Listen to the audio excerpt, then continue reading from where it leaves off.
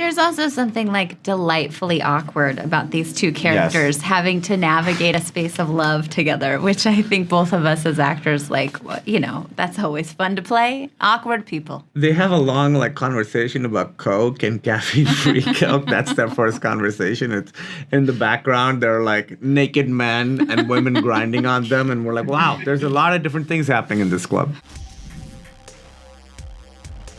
How are you guys doing today? Hey, how are you? I'm good, thank you. Kumail, I'll start with you. In addition to the starring role, you're also executive producing here. So I was just curious, how did you come across this story? What made you want to tell this story for television?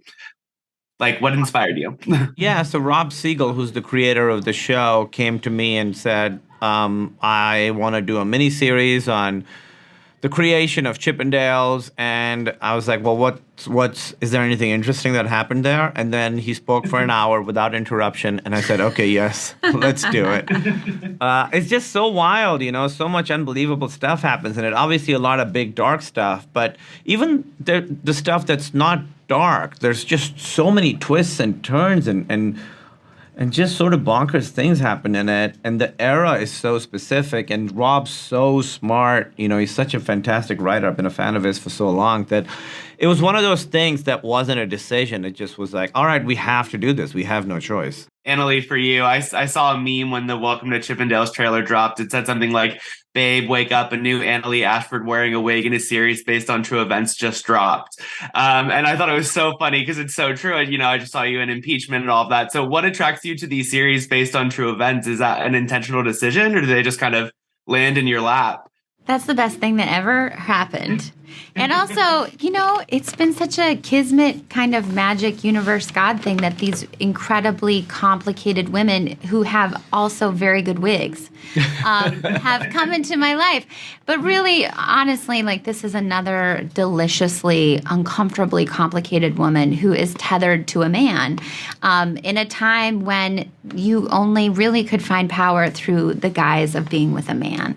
And in this case, there's a really lovely, beautiful love story that sort of compels her to keep staying with him. But it's great to watch a woman leave when it's time to leave. And I love that first scene with you and Kumail when you're at the bar showing off your financial prowess.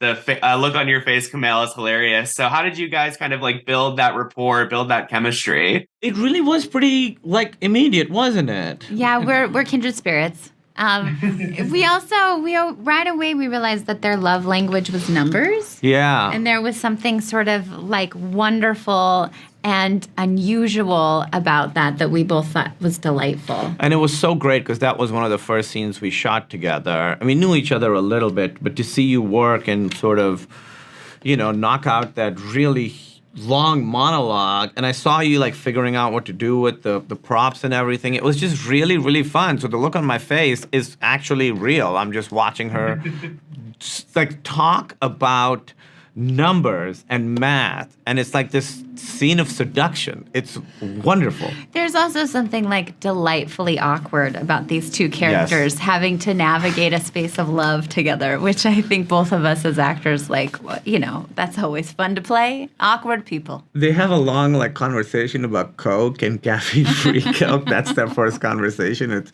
in the background. There are naked men and women grinding on them, and we're like, wow, there's a lot of different things happening in this club.